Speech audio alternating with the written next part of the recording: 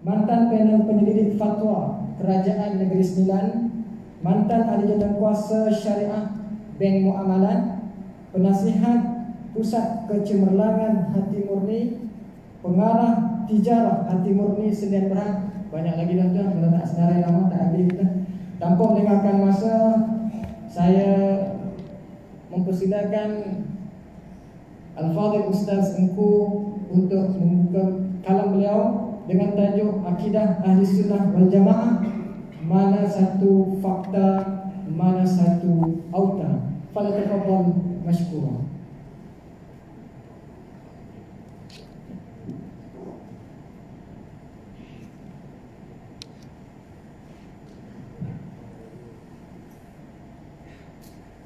Assalamualaikum warahmatullahi wabarakatuh. Bismillahirrahmanirrahim. Alhamdulillahi rabbil alamin. Wa afdalus salati wa atamut taslimi ala sayyidina Muhammadin wa ala alihi wa sahbihi ajma'in.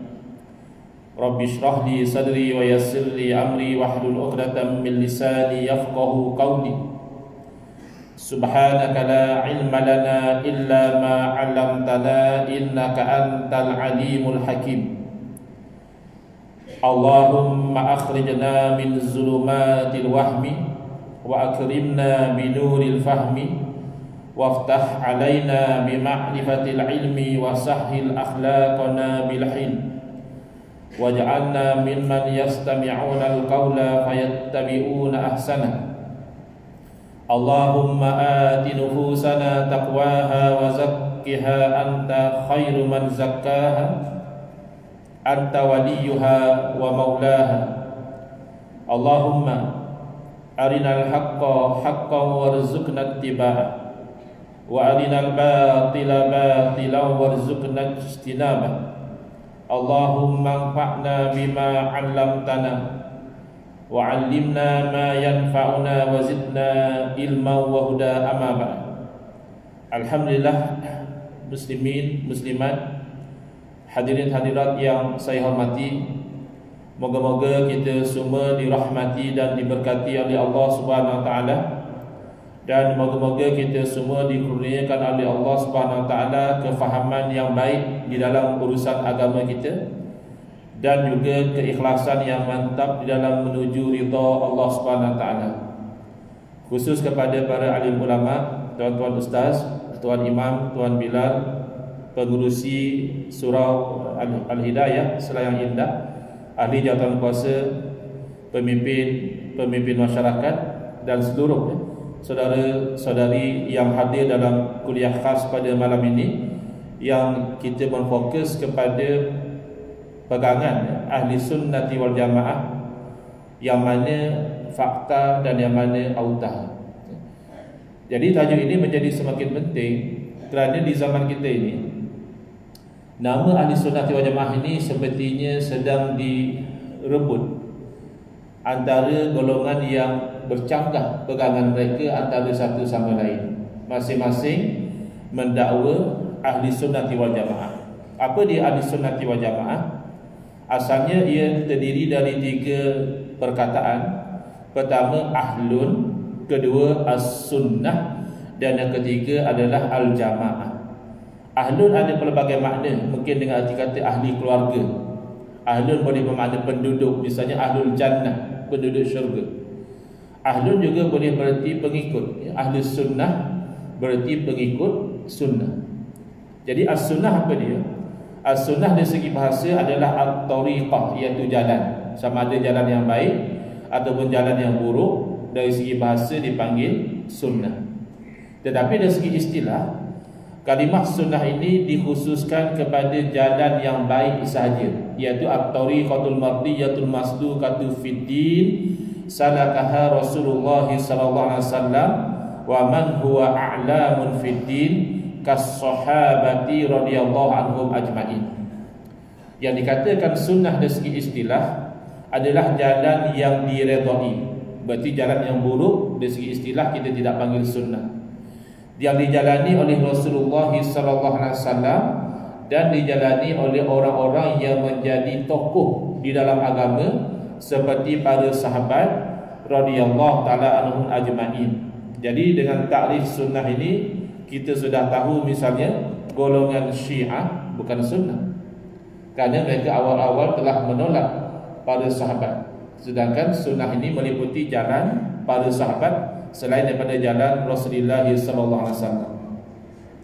Kemudian al-jamaah dari segi bahasa adalah adadu kulli syai'in wa kasratuhu. Bilangan setiap sesuatu dan banyaknya sesuatu itu dipanggil jamaah. Kalau kita solat paling kurang 2 orang baru boleh dipanggil solat jamaah. Jadi jamaah dalam konteks ini pertama merujuk kepada jamaah para sahabat, merujuk juga kepada jamaah umat Islam, ya, iaitu as-sawadul a'zam, majoriti umat Islam, dan merujuk juga kepada ijma', yakni kesepakatan para ulama. Dan al-jamaah juga membawa konotasi, membawa makna yang menjaga kebersamaan dan keharmonian. Bukan berarti ahli sunnah wal jamaah ni tidak ada khilaf, ya, sesama ahli sunnah wal jamaah juga ada khilaf. Sesama mazhab Hanafi, Maliki, Syafi'i, Hambali ada berbeza pandangan. Tetapi berbezanya pandangan mereka itu tidak sampai saling kafir mengkafirkan, bid'ah membid'ahkan antara satu sama lain. Baik. Jadi dalam perjalanan sejarah, tidak semua aliran umat Islam itu mengaku ahli sunnah wal jamaah, ya. Kita barangkali pernah dengar hadis Nabi SAW yang mana Nabi SAW memberitahu apa yang akan berlaku, iaitu sataf tariku ummati ila 73 firqah au millah. Akan berpecah umat aku kepada 73 pecahan ataupun 73 jalan. Ada kan Abu Nasir tu? 73 jalan, hanya satu yang sampai macam mana. Saya tak pandai nyanyi, tapi ingat-ingatlah lirik dia tu. Mungkin beliau ambil daripada hadis ini, ya. Jadi yang satu itulah yang disebut sebagai ahli sunnati wal jamaah. Jadi yang berpecah itu ada yang menggelar diri mereka adalah asyurat, itu orang yang menjual diri untuk membeli syurga. Ini golongan khawarij. Ada yang berbangga menggelar diri mereka sebagai Syiah Ali. Syiah itu asal maknanya adalah kumpulan atau penyokong. Jadi Syiah itu asalnya penyokong Sayyidina Ali radhiyallahu anhu. Jadi kita sehari dulu ni banyak Syiah. Syiah parti ni, Syiah parti sana. Itu penyokong, ya. Jadi satu masa dahulu Syiah Ali ni penyokong Sayyidina Ali radhiyallahu anhu sebagai khalifah di dalam persekutuan politik dengan Sayyidina Muawiyah radhiyallahu taala anhu. Tapi malangnya akhirnya sokongan itu bertukar menjadi ketaksupan bagi sebahagian dari mereka, sehingga mereka itu membenci kepada para sahabat yang lain, ya. Sedangkan kita ahli sunnati wal jamaah dalam masa yang sama kita kasih kepada Ahlul Bait, sayang kepada keluarga Nabi SAW. Dalam masa yang sama juga kita hormat kepada para sahabat, ya, radhiyallahu anhum ajma'in. Kemudian golongan Mu'tazilah yang satu masa dulu menjadi pesaing hebat kepada umat Islam ahli sunnati wal jamaah, yang bersaing hebat pada masa itu, yang berdebat berhujah adalah golongan Mu'tazilah. Mu'tazilah juga tidak mengaku bahawa mereka itu adalah ahli sunnati wal jamaah. Mu'tazilah lebih berbangga menggelarkan diri mereka adalah ahlul adli wat tauhid, orang yang mempertahankan keadilan Allah dan keesaan Allah Subhanahu wa taala dan sebagainya.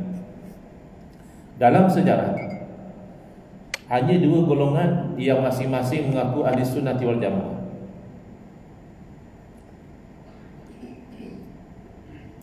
Pertama, jumhurul muslimin, majoriti umat Islam, Asy'ariyah, iaitu yang mengikut kepada manhaj al-Imam Abu Hasan al-Asy'ari, dan juga Maturidiyah yang mengikut kepada manhaj al-Imam Abu Mansur al-Maturidi rahmatullah alaihima. Jadi mereka ini mengaku ahli sunnah wal jamaah.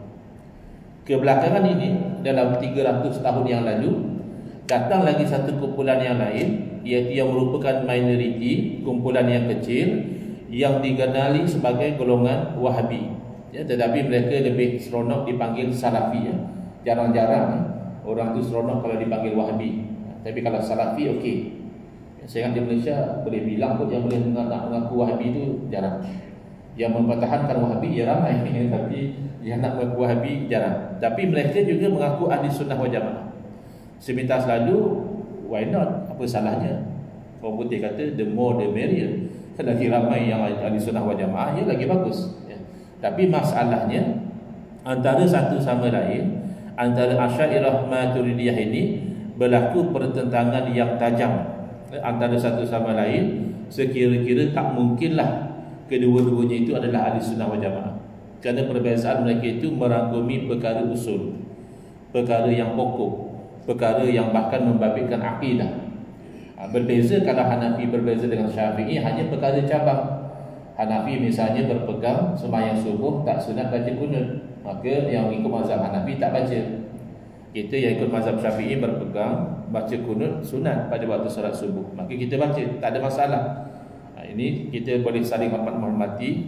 Hanafi tak komplain kita baca kunut, dan kita tak marah Hanafi tak baca kunut.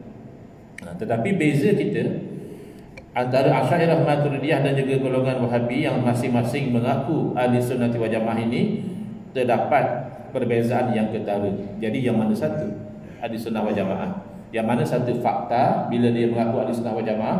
Yang mana satu auta bila dia mengaku ahli sunnah wal jamaah?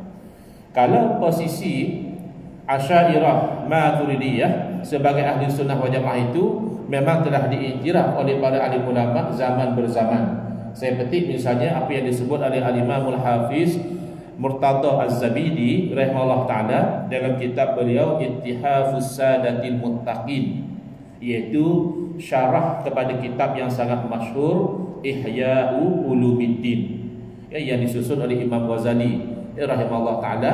Jadi Al-Imam Al-Hafiz Murtada Az-Zabidi mensyarahkan, dan beliau menyebutkan dalam syarah beliau, idza utliqa ahlu sunnati wal jamaati fal muradu bihim al-asy'ariyatu wal maturidiyah. Apabila disebut ahli sunnah wal jamaah, maka yang dikehendaki adalah pengikut Imam Abu Hasan Asy'ari dan pengikut Imam Abu Mansur Al-Maturidi rahmatullah alaihima. Soalan, kenapa tidak pengikut Rasulullah sallallahu alaihi wasallam? Kata ahli sunnah. Ahli sunnah kan yang ikut sunnah Nabi. Sepatutnya definisi ahli sunnah wal jamaah adalah yang ikut Rasulullah sallallahu alaihi wasallam. Kenapa pula ahli sunnah wal jamaah yang ikut Imam Hasan Asy'ari? Kenapa pula ahli sunnah wal jamaah yang ikut Imam Abu Mansur Maturidi? Jawapannya benar. Asalnya bila sebut ahli sunnah wal jamaah yang ikut sunnah Rasulullah sallallahu alaihi wasallam. Akan tetapi dari segi fakta, setelah berlakunya fitnah perpecahan antara umat Islam, ada yang jadi Syiah, ada yang jadi Khawarij, ada yang jadi Qadariyah, ada yang jadi Jabariyah, ada yang jadi Mu'tazilah, Jahmiyah, Murji'ah dan sebagainya, semua pun mengaku ikut Rasulullah sallallahu alaihi wasallam. Semua mengaku ikut Nabi.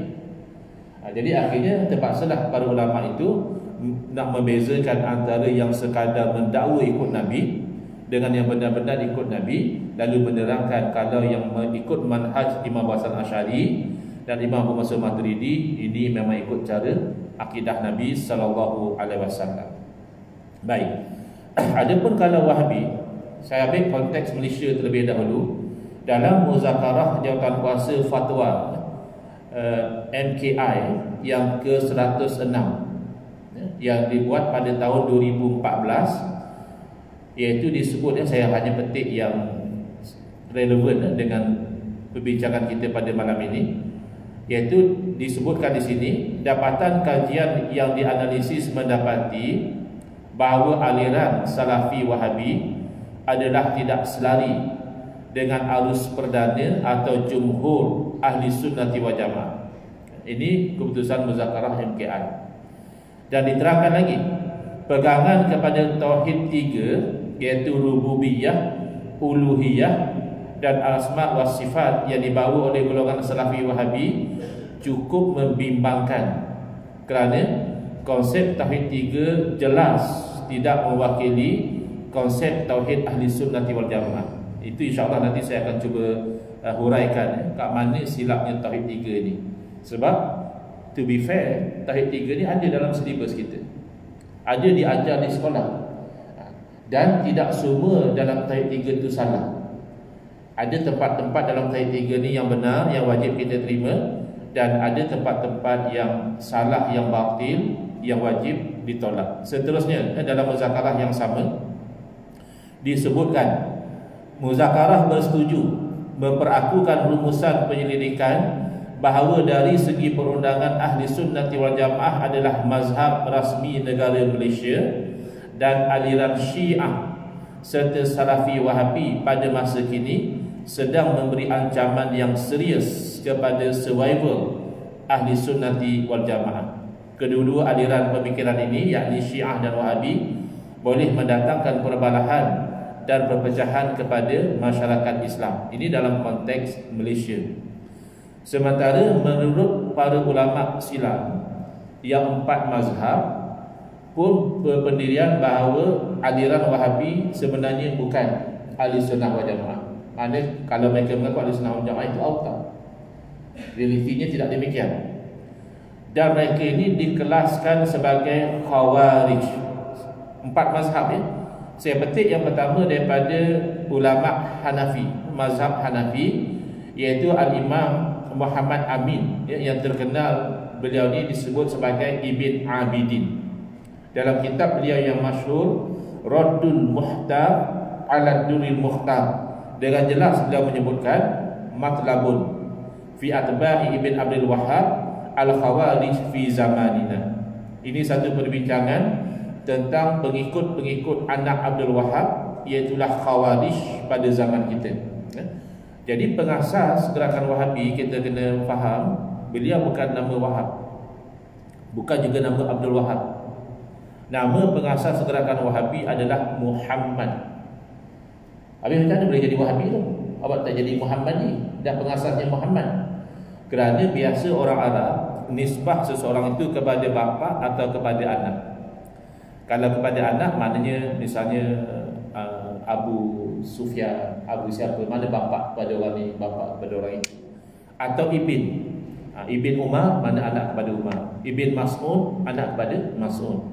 Jadi beliau ini, bapa beliau Abdul Wahhab, ulama besar mazhab Hambali pada zaman itu. Dia ulama Ahli Sunnah wal Jamaah, fiqhnya Hambali. Jadi beliau terkenal sebagai Ibn Abdul Wahhab. Kalau di Selayang lah, bisa kata beliau ni orang Selayang, maknanya anak Ustaz Wahab. Dia ni anak Ustaz Wahab. Akhirnya dekat nama pengikut dia itu adalah Wahabi ya. Sebenarnya ayah beliau tidak sependirian ya, tidak sealiran dengan Muhammad bin Abdul Wahhab. Jadi Al-Imam Ibn Abidin menerangkan kenapakah Khawarij? Kerana ciri-ciri Khawarij itu ada pada mereka. Salah satu ciri Khawarij adalah mengkafirkan sahabat Nabi. Jadi pelik, setahu kita Wahabi tak kafirkan sahabat Nabi. Yang buat perangai mengkafirkan sahabat Nabi ini sebahagian daripada Syiah. Setahu kita Wahabi hormat kepada sahabat Nabi. Lalu diterangkan lama dahulu oleh Al-Imam Ibn Abidin, beliau mengatakan bahawa mengkafirkan sahabat Nabi itu bukan syarat untuk satu-satu golongan itu dinilai Khawarij, maka dia itu mesti mengkafirkan sahabat Nabi, bukan.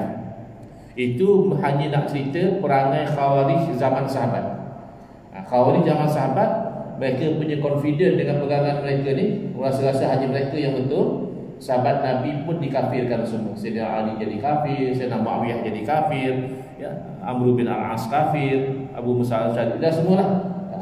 Mungkin Abu Musa Al-Syari mungkin mereka tidak kafirkan, tapi ramai sahabat Nabi yang mereka kafirkan, Khawarij. Tetapi Khawarij ini adalah orang yang apabila mereka itu berbeza, mereka itu mengkafirkan orang tersebut. Wa illa fayakfi fihim i'tiqaduhum kufra man kharaju alaihi. Memadailah satu golongan itu dinilai Khawarij bila mana mereka itu berkeyakinan orang yang mereka lawan itu kafir, padahal sama-sama mengucapkan kalimah syahadat, sama-sama solat, sama-sama puasa, sama-sama haji, tapi semata-mata berbeza dan mereka lawan, mereka kata orang itu kafir. Hati-hati ya. Kita politik-politik juga, tapi jangan sampai kafir mengkafir. Hanya sekadar berbeza penilaian, orang ini rasakan parti ini yang lebih membawa kemaslahatan, golongan lain pula yang serta parti satu lagi yang lebih membawa kebaikan. Tapi kalau sampai kafir mengkafir, itu sudah ada ciri-ciri Khawarij. Jangan. Baik. Sebagaimana yang berlaku pada zaman kita, kama waqa'a fi zamanina, zaman kita ni bukan zaman kita, zaman Al-Imam Ibn Abidin ya, rahimahullah taala, fi atba'i bin Abdul Wahhab, pada pengikut anak Abdul Wahhab, alladzina kharaju min Najd, yang mana mereka ini bangkit dari daerah Najd. Jadi Najd ni di mana? Di tanah Hijaz, atau dikenali sebagai Arab Saudi sekarang, ya. Dan Najd ini kalau kita cari dalam peta moden tak jumpa, kerana telah ditukar nama menjadi Riyadh. Nama baru bagi Najd adalah Riyadh. Itu tempat asal kebangkitan gerakan Muhammad bin Abdul Wahhab ini, yang mana mereka ini pernah merampas dua tanah haram. Ketika itu zaman Khilafah Utsmaniyah, golongan Wahabi angkat senjata lawan khalifah, dan mereka berjaya menawan Makkah dan juga Madinah. Dan mereka menyamar sebagai mazhab Hambali. Kadang-kadang Wahabi dia tak mengaku dia Wahabi, kami Hambali. Apa masalah? Kami ikut mazhab Hambali. Akan tetapi apa beza mereka dengan Hambali? Lakinnahum iqtaqadu annahum humul muslimun wa anna man khalafa i'tiqadahum musyrikun. Beza mereka dengan Hambali yang sebenar adalah bila mereka itu berbeza pandangan, mereka menganggap hanya mereka Islam, yang lain itu adalah musyrik. Lalu mereka menghalalkan membunuh ahli sunnati wal jamaah dan membunuh ulama-ulama mereka. Ini pendirian ulama mazhab Hanafi. Sementara ulama Maliki, iaitu Al-Imam Ahmad As-Sawi rahimahullah ta'ala, yang mana beliau membuat hasyiah, catatan tepi kepada tafsir Al-Jalalain, ya, hasyiah kepada tafsir Al-Jalalain.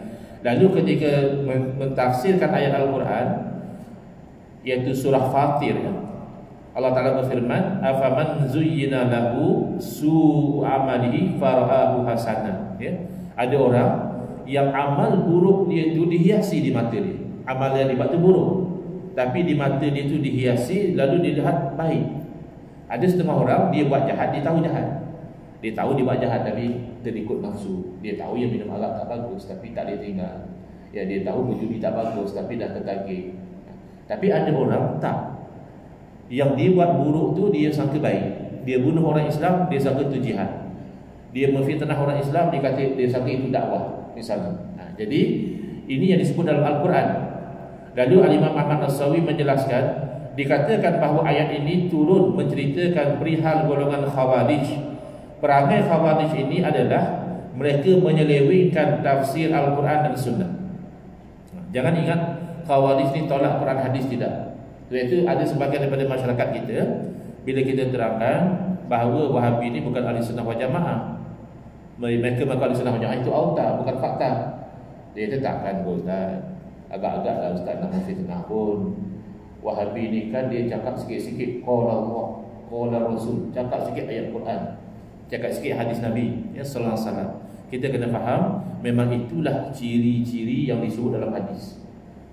Nabi SAW bila menceritakan tentang golongan ini, Nabi tak kata dia tak baca Quran. Nabi kata yaqra'unal Quran. Golongan ini adalah golongan yang senantiasa membaca Al-Quran. La yujawizu hanajirahum. Tapi apa yang mereka baca tidak melampaui kerongkongan mereka. Yakni mereka tak faham. Bila mereka tak faham, ini yang jadi. Yahdifuna ta'wil al-kitab was sunnah. Mereka menyelewengkan tafsir Quran dan tafsir hadis. Qurannya betul, tafsirnya menyeleweng. Hadisnya sahih, tapi kefahamannya tidak sahih. Dan lebih parah daripada itu, setelah mereka salah tafsir, mereka menghalalkan darah orang Islam, menghalalkan harta orang Islam, kama huwa masyahadul an fi nazairihim wa hum firqatun bi ardil Hijaz yuqalu lahum al-Wahabiyyah. Sebagaimana yang dapat dilihat sekarang dari Imam Ahmad As-Sawi, yang sama perangai dengan Khawarij, iaitu satu puak di tanah Hijaz yang dinamakan Wahabi. Jadi benda ini bukan baru. Dah ratusan tahun ulama kita cerita. Kadang-kadang kata, tahu aku ni yang cik zikir Wahabi je, agaknya tak ada hidup dia kalau dia tak sebut Wahabi. Tapi nak macam mana? Bila sebut cerita ahli sunnah wal jamaah, yang mengkali sunnah jamaah salah satunya Wahabi. Nak tak nak kita kena cerita. Dan memang sebut Wahabi dapat pahala.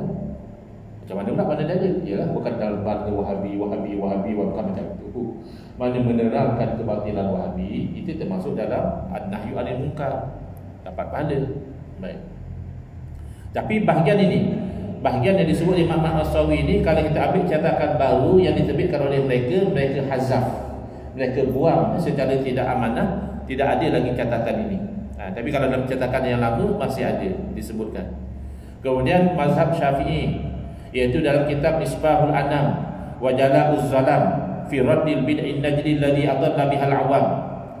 Kitab lampu kepada manusia, penerang kepada kegelapan, pada menolak ahli bid'ah dari najat. Sekarang ni golongan Wahabi yang tak segan silu melabelkan orang lain ahli bid'ah. Macam-macam kita yang berzikir ramai-ramai lepas sembahyang, berdoa berjamaah, tambah pula selawat selang tarawih, tambah pula sambut maulid, tambah lagi buat tahlil arwah, Jadi orang macam kita ni dilabelkan oleh Wahabi sebagai ahlul bid'ah, padahal mereka ahlul bid'ah. Bahkan ulama dahulu melabelkan pengasas gerakan Wahabi ini adalah al-bid'ah, ahli bid'ah dari Najd yang dengan bid'ahnya itu menyesatkan ramai masyarakat awam. Jadi dalam kitab ini saya terus terjemah atas faktor supaya kita nak jimat masa. Kita kuliah sampai kau kita isyak awal sekarang, pada 10 dah isyak. Isyak bagi laluan azan sambung atau isyak terus berhenti. Di azan sambung sampai 8:30. 8:30 okay, baik. Jadi disebutkan dalam kitab ini, yang lebih penting daripada apa yang telah disebutkan sebelum ini adalah apa yang disebutkan oleh Nabi SAW, As-Sadiqul Masduq, yang benar lagi dibenarkan, berkaitan dengan Najdi ini, iaitu Muhammad bin Abdul Wahhab, iaitu hadis-hadis yang banyak yang menerangkan tanda-tanda Khawarij, yang mana hadis itu menunjukkan dengan jelas bahawa anak Abdul Wahhab dan pengikutnya adalah daripada Khawarij, seperti mereka dari Najd. Dalam satu hadis Sahih Bukhari. Jadi kalau Nabi kan saya kata ini tak sahih, ini Sahih Bukhari. Bila para sahabat meminta supaya Nabi SAW mendoakan Najd, Nabi SAW mendoakan Yaman dan Syam. Jadi ada permintaan doalah sama untuk Najd. Nabi doa lagi, masih tak sebut Najd, hanya kan Yaman dan Syam. Kali ketiga diminta masih lagi Yaman dan Syam. Akhirnya Nabi SAW menerangkan dari Najd itulah akan terbitnya tanduk syaitan. Jadi pertama mereka ini terbit dari Najd. Kemudian daripada timur, dan sedia maklum bahawa Najd ini adalah timur Madinah. Dan bahawa Nabi SAW pernah bersabda, laula annal fajra ya'ti minal masyriq ay masyriqil Madinah lama nazartu ilaihi. Kalau tidak kerana fajar itu terbit dari timur, nescaya aku tidak ingin melihat ke arah timur. Ini menunjukkan ada sesuatu yang tidak bagus, yang terbit dari timur Madinah. Dan wa qaulu simahum at-tahliq, ciri mereka adalah membotakkan kepala. Ini diakui sendiri dalam kitab mereka Ad-Durarus Saniyah, yang mengumpulkan risalah-risalah yang ditulis oleh tokoh-tokoh Wahabi. Mereka mengaku bahawa mereka menjalankan proses membotakkan kepala. Pada masa itu orang disuruh ikut fahaman Wahabi. Kalau tak ikut mungkin diseksa, mungkin dibunuh. Kalau ikut disuruh botakkan kepala. Jadi ciri membotakkan kepala ini dalam sejarah tidak pernah berlaku, kecuali pada golongan Wahabi pada masa mereka awal-awal bangkit dahulu. Dan dalam hadis sebut simahum at-tahliq, tanda golongan ini adalah membotakkan kepala.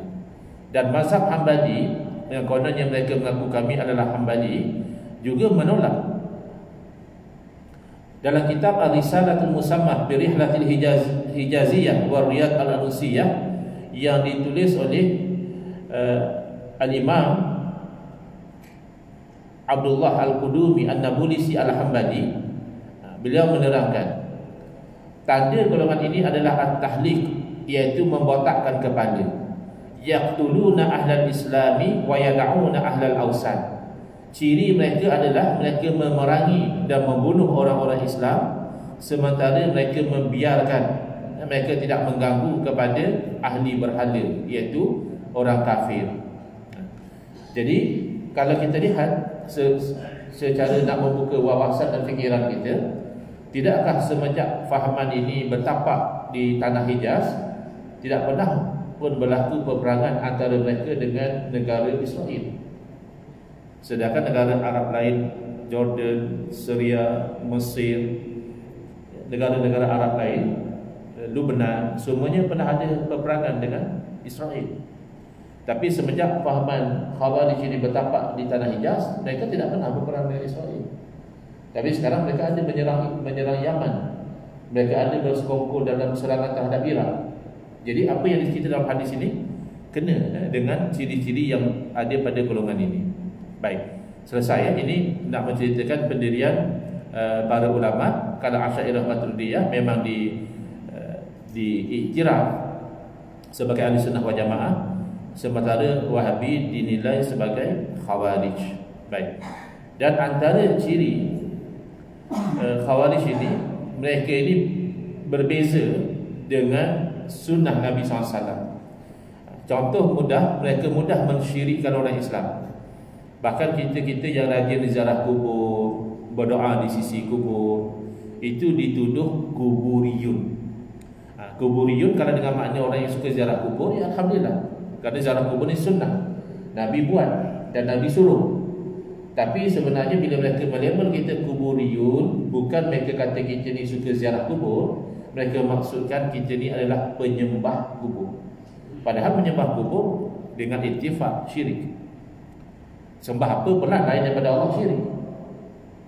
Jadi mereka sebenarnya mensyirikkan. Sedangkan Nabi SAW bersabda, hadis sahih riwayat Imam Muslim, Nabi bersabda, inni lastu akhsha alaikum an tusyriku ba'di. Sesungguhnya aku tidak bimbang bahawa kamu selepas daripada kewafatan aku pakat jadi syirik semua. Aku tak bimbang. Itu tak akan berlaku. Habis apa yang akan berlaku? Walakinni akhsha alaikumud dunya antana fasufiha. Yang aku bimbang kata Nabi SAW, kamu nanti akan berebut dunia. Dia memang berlaku. Tak payah tengok negara luar lah, negara kita pun yang kelam kabut sangat. Ya, dunia yang direbut. Ke buat akhirat? Buat akhirat tak adalah kosong masjid. Tak adalah kosong majlis ilmu. Yang rebut dunia. Jadi watak tadilu, lalu kamu berbunuh-bunuhan dan berperang satu sama lain, fatahliku kama halaka man kana qablakum, lalu oleh kerana itu kamu nanti akan binasa. Maknanya pendirian Nabi SAW, kalau umat Islam ramai-ramai jadi syirik, tak akan berlaku. Kalau seorang dua murtad itu mungkinlah, ya. Tapi kalau sampai ramai-ramai tidak. Berbeza dengan pendirian orang Wahabi. Misalnya tokoh ulama Wahabi yang terkenal, Syekh Ibn Baz sendiri, beliau menyebutkan bahawa wa qalabal jahlu ala aksaril khalqi hatta 'adal aksarun ila dinil jahiliyah. Dia berkata telah tersebar kejahilan di kalangan kebanyakan manusia sehingga kebanyakan mereka kembali kepada agama jahiliyah, yakni kembali kepada syirik. Ada ikidikris bercanggah dengan apa yang disebut oleh Nabi SAW. InsyaAllah lepas azan saya akan terus fokus kepada beza pengajian Tauhid Asy'ariyah Maturidiyah, iaitu Tauhid Isbat 20, dengan Tauhid pengajian yang mendakwa ahli sunnah wal jamaah tapi bukan, iaitu Tauhid Wahabi, iaitu Tauhid 3. InsyaAllah lepas daripada laungan azan. Silakan.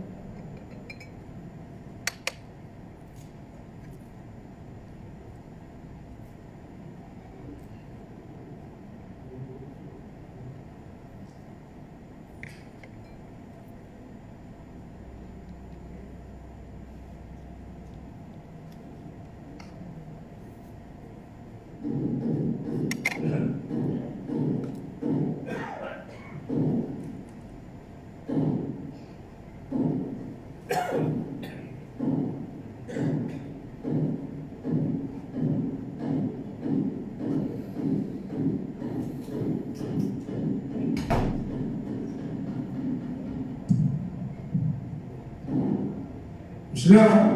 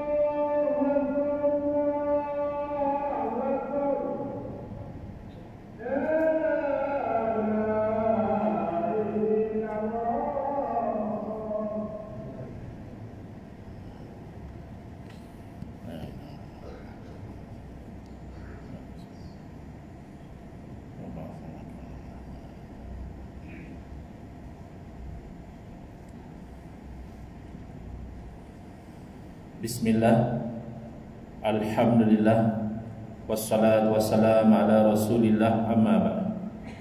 Baik, kita sambung lagi perbincangan kita tentang ahli sunnati wal jamaah antara fakta dan auta. Ahli sunnati wal jamaah atas manhaj Asy'ariyah dan Maturidiyah memudahkan apa yang terkandung dalam Al-Quran dan Sunnah diajar kepada umat Islam dalam sistem pengajian Tauhid Sifat 20. Sementara golongan Wahabi, mereka ini kagum dan mengidolakan tokoh ulama pada kurun ke-8, iaitu Al-Imam Ibn Taymiyah rahimahullah ta'ala, yang mana Al-Imam Ibn Taymiyah ini membawa Tauhid 3. Jadi Asy'ariyah Maturidiyah mengajar akidah Tauhid Sifat 20, Wahabi mengajar akidah Tauhid 3. Baik, apa masalah? Baik, kita lihat beberapa auta dahulu ya. Auta yang pertama, orang mengatakan tak payah nak belajar Tauhid Sifat 20 kerana ini bid'ah. Tak ada zaman Nabi Tauhid Sifat 20. Yang kedua, kata dia, Tauhid Sifat 20 ni tak betul sebab banyak guna akal. Sikit-sikit dalil akli, bukan di Quran dan Sunnah pun. Itu auta yang kedua. Auta yang ketiga, buat apa kita belajar Tauhid Sifat 20? Ini sebenarnya ilmu orang falsafah Yunani. Ini bukan ilmu Quran hadis ya. Tauhid Sifat 20 ni adalah dari falsafah Yunani. Baik. Jadi auta yang pertama yang mengatakan Tauhid Sifat 20 ni bid'ah, dia gagal beza antara tauhid dan juga penyusunan. Tauhid Sifat 20 tak mungkin bid'ah. Penyusunannya je baru.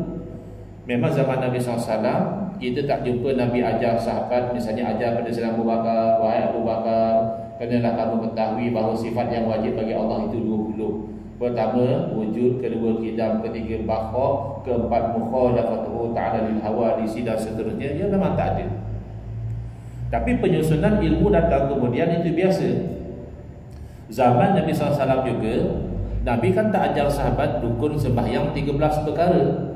Pertama, niat. Kedua, berdiri betul. Yang ketiga, takbiratul ihram. Yang keempat, membaca suratul Fatihah. Ya tak ada. Susunan demikian tak ada. Tapi adakah zaman Nabi SAW maknanya orang solat tak takbir? Adakah orang solat tak baca Fatihah? Tak rokok, tak sujud? Ya, isinya ada.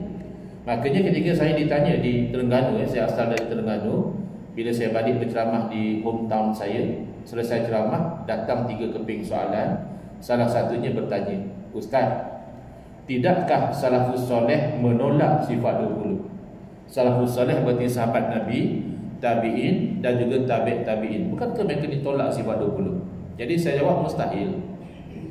Kalau Tuhan katakan salafus soleh tidak belajar akidah menggunakan sistem sifat 20, itu betul. Ya, salafus soleh dengan Quran hadis terus dapat ilmu. Dengan huwallahu ahad telah faham wujud kita pokok. Tetapi isinya kalau kamu kata ditolak, tak mungkin. Takkanlah salafus soleh menolak sifat wujud, berarti mengatakan Allah tak wujud, kan jadi kafir. Qidam berarti Allah wujud tanpa ada permulaan.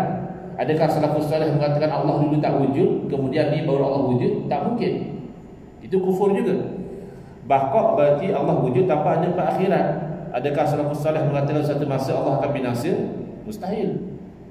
Mukhalafathu ta'ala lil hawadis berarti Allah tidak sama seperti makhluk dan makhluk tak sama seperti Allah. Adakah salafus soleh dulu berpegang Allah pun sama juga macam makhluk? Itu syirik. Qiyamu ta'ala bi nafsihi berarti Allah tidak berhajat kepada yang lain. Adakah dulu salafus soleh berpegang bahawa Allah juga berhajat kepada makhluk? Mustahil. Jadi bilanglah satu persatu. Wahdaniyah, adakah mengatakan Allah tu ramai, banyak? Hayah, adakah mengatakan Allah tu mati? Ilmu, adakah mengatakan Allah jahil? Kudrah, adakah mengatakan Allah lemah? Iradah, adakah mengatakan Allah itu terpaksa? Allah tak nak buat tapi Allah terpaksa buat. Tak mungkin. Jadi apa lagi? Adakah Samad mengatakan Allah tuli? Basar mengatakan Allah buta? Kalam mengatakan Allah bisu? Tak mungkin. Bahkan sifat 20 ini akan diimani oleh sesiapa sahaja mukmin muwahhidun, orang yang bertauhid semenjak zaman Nabi Adam alaihissalam sehingga kiamat. Tak mungkinlah satu orang beriman menolak salah satu daripada sifat 20. Tak mungkin. Hanya kan bilang tak bilang. Jadi bilang tak bilang tak masalah lah. Zaman Nabi juga tidak ada yang namanya ilmu hadis. Yang ini kata mutawatir, ini ahad, ini masyhur, ini pula sahih, ini dhaif, ini hasan, ini pula mu'dal, munqati', mursal. Ini semua istilah-istilah yang baru, yang bid'ah. Tapi isi ilmu hadis tidak bid'ah. Jadi hati-hati, itu auta yang pertama. Auta yang kedua, kata dia belajar ilmu sebab 20 ni banyak guna akal. Padahal kita nak ikut pada sunnah. Oh, ini bahaya. Saya jumpa ni penyakit, tak tahulah orang Selayang dah pernah dengar tak penyakit ni. Rekasannya adalah BBAK. Pernah dengar penyakit ni? Selalu dalam kita boleh dapat detect dalam Facebook, dalam WhatsApp. Penyakit BBAK rekasan kepada biar bodoh asal confident. Misalkan saya dapat detect dalam Facebook, satu orang dia datang komen. Dia kata, "Ustaz, saya dalam akidah saya itu berpegang dengan Quran dan Sunnah." Baguslah. Bila dia sambung lagi, "Saya tak guna akal." Bila dia kata saya tak guna akal, berarti dia sudah biar bodoh asal confident. Adakah Quran dan Sunnah melarang kita menggunakan akal? Kamu kata kami ikut Quran dan Sunnah. Quran dan Sunnah yang menyuruh kita guna akal. Dalam Al-Quran Allah berfirman, "Afala taqilun?" Kenapakah kamu tidak gunakan akal? "Afala tatafakkarun?" Kenapakah kamu tidak berfikir? "Wa fi anfusikum afala tubsirun?" Tanda-tanda kewujudan Allah, keesaan Allah, kekuasaan Allah ada pada langit dan bumi, dan pada diri kamu pun ada tanda kekuasaan Allah. Kalau kamu tidak mahu berfikir kepada alam yang besar, memadai kamu berfikir kepada alam yang kecil, diri kamu sendiri. Kamu akan yakin Allah wujud. Pertama, tidak akan setiap dari kita ni dahulu tak wujud, kemudian baru kita wujud. Tidak akan sesuatu yang dahulu tak wujud kemudian yang baru wujud berarti diwujudkan. Tidak akan kewujudan kita ini bercakap tentang yang Maha Pencipta, atau ada antara kita yang ciptakan diri dia sendiri? Ya, tak mungkin. Jadi kita punya existence, mere existence, bercakap tentang kewujudan Allah. Belum kita lihat lagi perjalanan diri kita. Wa fi anfusikum, misal kalau kita lihat perjalanan jantung kita. Jantung ni kan organ yang penting dalam badan kita dan rajin bekerja, pam darah. Ceritanya, tuan-puan sedang dengar kuliah maghrib khas malam ini, jantung jalan. Lepas kuliah maghrib, ada meja, ada jamuan, tengah makan, jantung jalan. Dah makan kenyang, balik rumah mengantuk, tidur, masa tidur jantung jalan. Jantung berhenti, tuan-puan jalan. Jantung jalan atau jantung berhenti, tuan-puan boleh kawal atau tidak? Boleh ke tuan-puan bagi jantung berhenti sekejap 5 minit, nanti sambung balik? Ya, tak boleh. Dan bila jantung berhenti, ada ke pakar yang boleh memastikan jantung itu terus berdegup? Tak boleh. That's why kat AJN pun ramai orang mati. Jadi kalau jantung kita sendiri, dalam jasad kita sendiri tidak boleh kita kawal, maka siapa yang mengawal? Kan ada bercakap tentang wujudan Allah di situ. Maka menggunakan akal itu penting. Bahkan menggunakan akal itu adalah cara Allah sendiri. Ketika nak menolak syirik dan nak menetapkan tauhid, Allah menggunakan dalil akal. Allah berfirman, "Lau kana fihima alihatun illallahu lafasadata." Kalaulah ada pada kedua-duanya, yakni langit dan bumi, Tuhan-Tuhan yang banyak selain daripada Allah, nescaya binasalah langit dan bumi. Soalan, Tuhan satu ke Tuhan banyak? Tuhan satu. Kenapa Allah berfirman kalau Tuhan banyak sedangkan Tuhan satu? Berarti Allah minta supaya kita bayangkan dengan akal saja. Dalam realiti Tuhan tak banyak. Tapi cuba kamu bayangkan dengan akal, Tuhan tu banyak. Jangan kata Tuhan 10, Tuhan 2 cukup. Kan Tuhan tu maha berkuasa, Tuhan kan maha berkehendak. Tapi kalau Tuhan 2, kuasa Tuhan yang mana yang akan terlaksana? Kehendak Tuhan yang mana yang akan berjalan? Kalau kita tak faham lagi, berarti kita tak faham konsep PRU. Mana boleh cerita politik dalam masjid, Ustaz? Bukan nak cerita politik, nak cerita akidah. Tapi ambil contoh sistem politik. Kita PRU 5 tahun sekali sebab nak pilih kerajaan. Padahal proses PRU ni makan belanja yang besar. Barulah nak buat campaign, buat banner, buat billboard, itu ini. Katanya PRU 15 ni dijangkakan PRU yang termahal. Belanja akan menjadi bilion ringgit. Wah, banyak bilion ringgit. Why not kita tak payah PRU, bilion ringgit tu kita salurkan kepada rakyat. Habis tak PRU macam mana nak pilih kerajaan, Ustaz? Kita tanya siapa minat, kita nanti. Oh, bukan satu pihak yang minat, Ustaz. Ramai, ada di 4 ada 4 jalur, Ustaz, yang nampak power. Ya.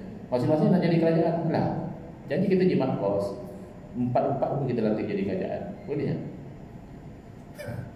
Habis kalau ada 4 kerajaan, siapa nak jadi PM? Masing-masing kerajaan nantilah Perdana Menteri masing-masing. Habis Menteri Kabinet, masing-masing Perdana Menteri nanti Menteri Kabinet masing-masing. Itu agak-agak boleh tadbir tak negara kita. Masa kita ada satu Menteri Kesihatan pun kita confuse kan, nak cocok 2 kan nak cocok 3. Ingat kita.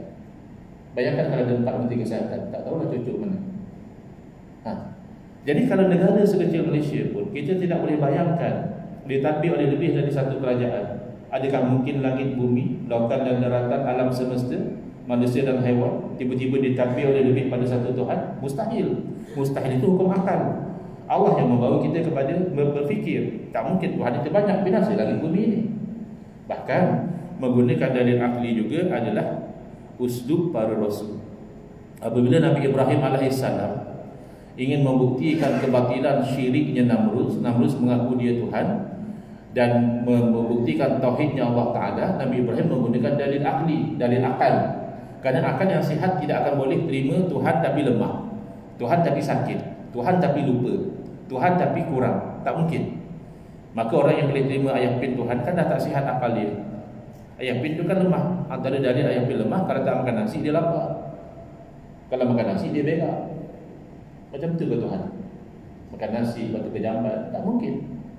Yang mengaku satu orang lagi dari Pahang nama Harun juga mengaku Tuhan, kemudian ditangkap oleh pihak berkuasa. Tak lama lepas kena tangkap, kena stroke. Tuhan boleh kena stroke macam tu kan, tak masuk akal. Lepas tu saya baca berita, tak tahu nak gelak ke nak menangis ya. Katanya mahkamah dapati Tuhan Harun bersalah. Tuhan boleh ambil bersalah oleh mahkamah? Mantan Perdana Menteri, kita boleh faham lah kan. Tuhan pula boleh dapati bersalah oleh mahkamah, kan tak masuk akal. Jadi Nabi Ibrahim AS nak beritahu kepada Namrud, tak mungkin kamu Tuhan kerana kamu terlemah. Rabbiyallazi yuhyi wa yumiit.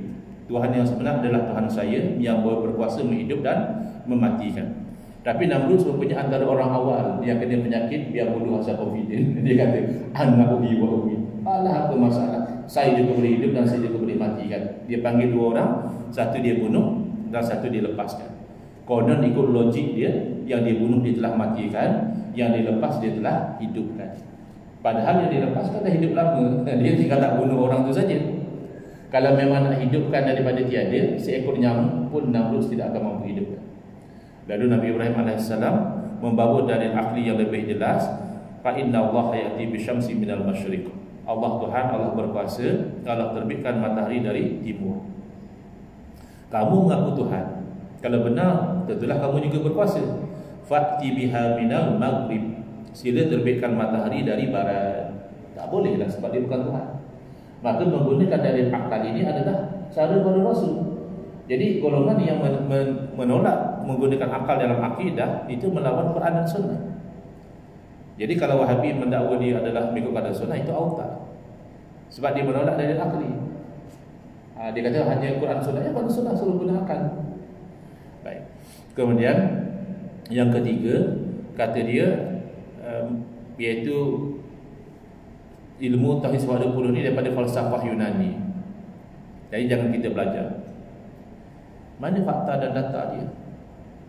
Mana fakta dan data kalau ahli falsafah Yunani lah yang membawa mengajar Tauhid 20? Bawakan satu nama cukup. Satu nama ahli falsafah Yunani dalam kitab mana dia mengajar Tauhid 20. Kalau ada sini bawa.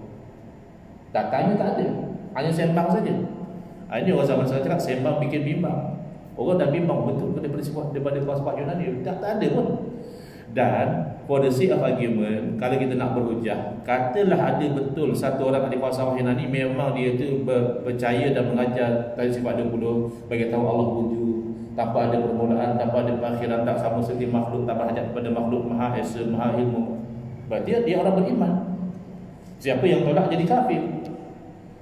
Jadi ini adalah auta yang berlaku, tujuannya nak promote Tauhid 3. Baik. Apa masalah Tauhid 3? Ya Allah, ada 4 minit lagi. Jadi satu tauhid, satu minit. Allah lebih. Saya dalam perjalanan ke Melaka, musafir ke Melaka. Baik. Jadi saya cuba ya.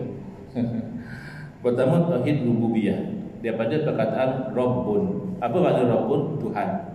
Tapi Rabb di sini dia membawa konotasi Tuhan yang menciptakan, menghidupkan, mematikan, mentadbir alam semesta, yang memberi rezeki, yang menyembuhkan penyakit. Itu hanya Allah semata-mata. Tak ada yang lain daripada Allah.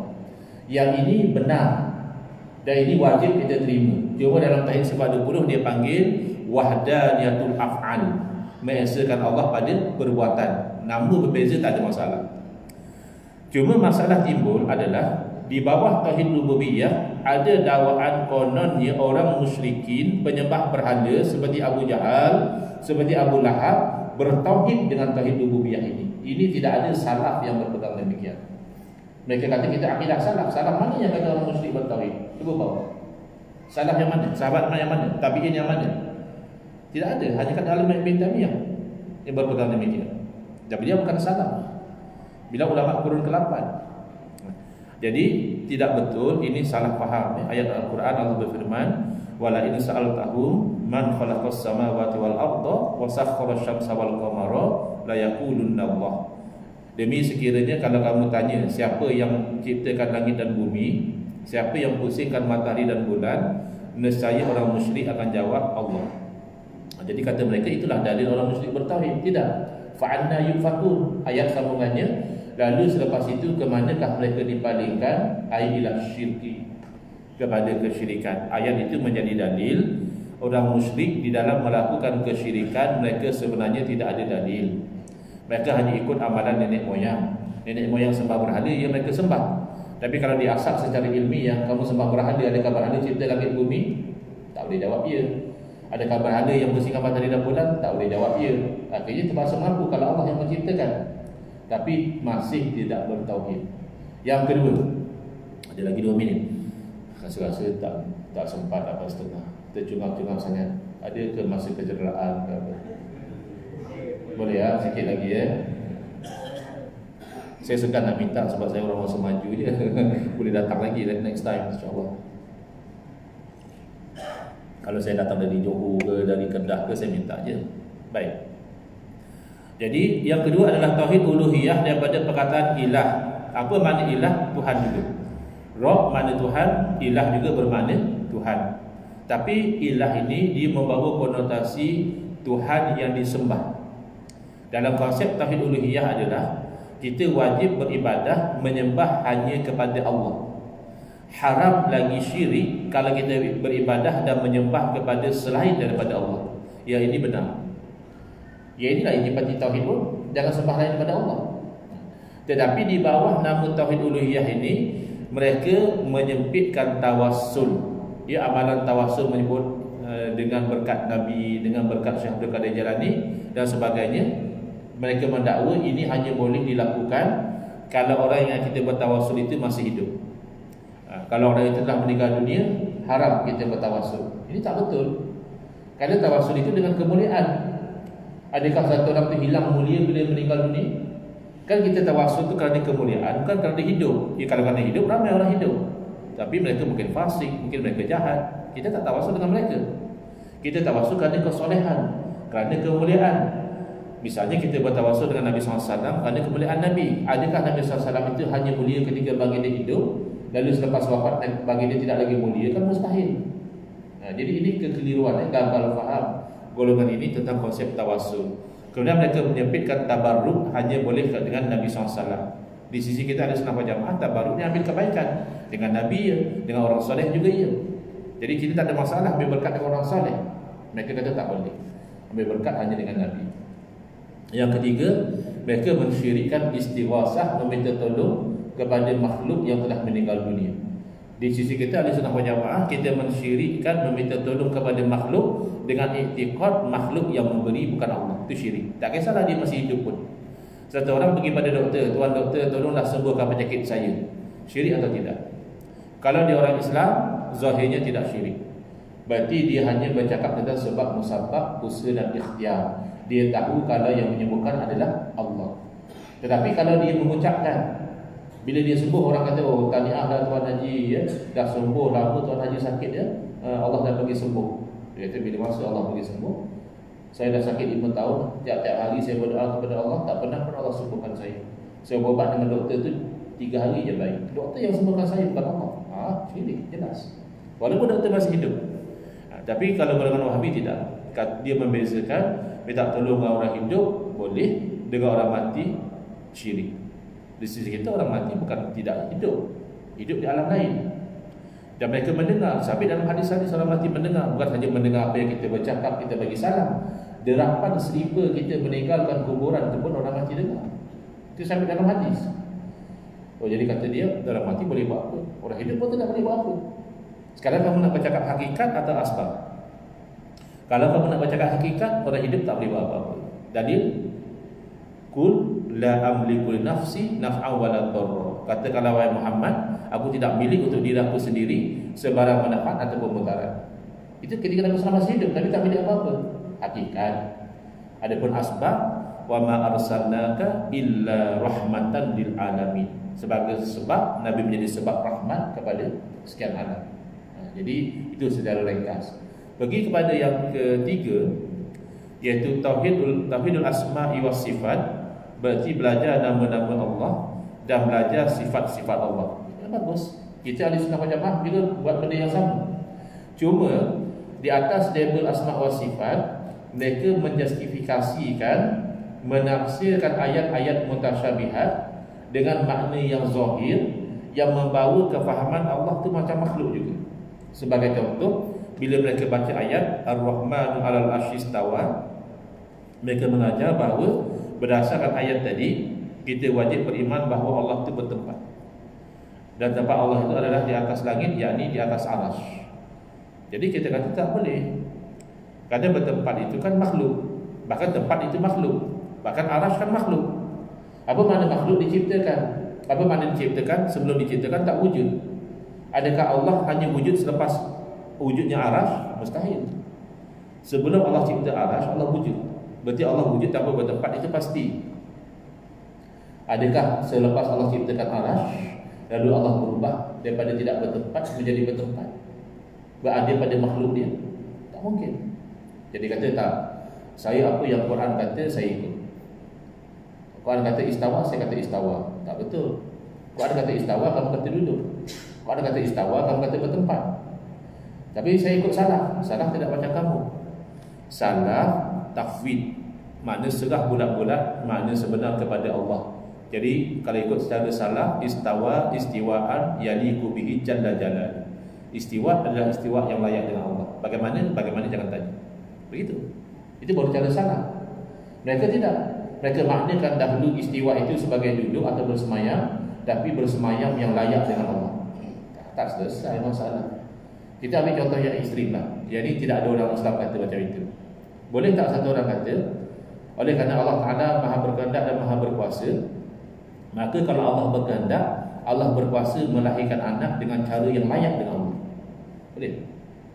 Mana dia melahirkan anak itu layak dengan Allah? Kalau kamu kata lahir anak yang layak dengan Allah, itu sudah kontradik. Ataupun berdasarkan ayat Quran, nasullaha fanasiyahu. Kalau kita terjemah zahir, mereka orang kafir lupa kepada Allah, lalu Allah lupa kepada mereka. Jadi berdasarkan ayat tadi, saya menetapkan sifat lupa bagi Allah. Allah pun lupa juga, tapi lupa yang layak dengan Allah lah. Ada lupa yang layak dengan Allah. Maka tidak ada ahli tafsir yang menafsirkan fanasiyahu itu dengan makna lupa. Ahli tafsir sepakat menafsirkan nasiyahu berarti Allah tidak peduli kepada mereka dan Allah azab mereka. Bukan Allah lupa. Dan mereka kata tak boleh takwil. Yang kata tak boleh takwil hanya Imam Ibn Taimiyah. Quran kan bahasa Arab. Bahasa Arab ada yang makna hakiki, ada yang makna majazi. Jadi mengatakan tak boleh takwil, seolah-olah Quran itu bukan bahasa Arab. Bahkan bahasa Arab pun ada yang makna yang metaforikal. Ya. Jadi saya bagi contoh bahawa takwil ini sebenarnya diiktiraf oleh Allah sendiri. Cara Allah sendiri. Dalam hadis qudsi, Nabi SAW memberitahu bahawa Allah berfirman kepada hamba-Nya yang bernama Adam, maridtu falam ta'udni. Wahai anak Adam, aku itu hari itu sakit, tapi engkau tak datang ziarah aku. Boleh tak kita kata, oh saya pegang hadis juga. Hadis kata Allah sakit, makanya Allah sakit dengan cara yang layak dengan Allah. Itu sakitnya layak dengan Allah. La haula wala quwwata illa billah. Sakit itu kan kekurangan. Manusia bukan sakit yang tak kurang. Masa PKP dulu kan kalau sakit yang datang masjid kata dia. Kalau sakit duduk rumah aja, jangan datang masjid sebab sakit. Allah boleh sakit yang layak dengan Allah. Maka dalam hadis tersebut Allah yang takwil. Allah menerangkan maridha abdi fulan, yang sakit itu hamba aku si fulan. Kenapa kau tak ziarah dia? Kalau kau ziarah dia, nescaya kau dapati aku berada di sisi ini. Allah lagi, Allah ni ta'arashkan di sisi orang sakit. Sebab itulah ayat Quran tidak boleh dipahami secara zahir. Yang memahami ayat mutasyabihat secara zahir melebihkan ayat muhkamat. Sedangkan ayat muhkamat apa? Hunna umul kitab. Itulah induk kita. Itulah tonggak Al-Quran. Wa ammal ladzina fi qulubihim zayghun, adapun orang yang dalam hati mereka itu ada bengkok, cenderung kepada sesat, fayattabi'una ma tasyabaha min. Dia akan ikut yang sama-sama tadi. Dia duduk main Allah kat mana? Allah bertempat kat mana? Tangan Allah. Dia ada main benda-benda macam tu. Ibtigha al-fitnah, nak cari fitnah gaduh. Wa ibtigha at-ta'wili, nak letak juga makna sebenar. Padahal bersalah macam salah serah makna kepada Allah kan selesai. Wallahu alam. Atas waktu masa saya cukupkan setakat ini dahulu. Tidak ada sesi soalan, sesi doa terus macam mana? Buka juga. Silakan kalau ada soalan, kalau saya mampu jawab. Kalau saya tak mampu, Allah alam, silakan kalau ada soalan.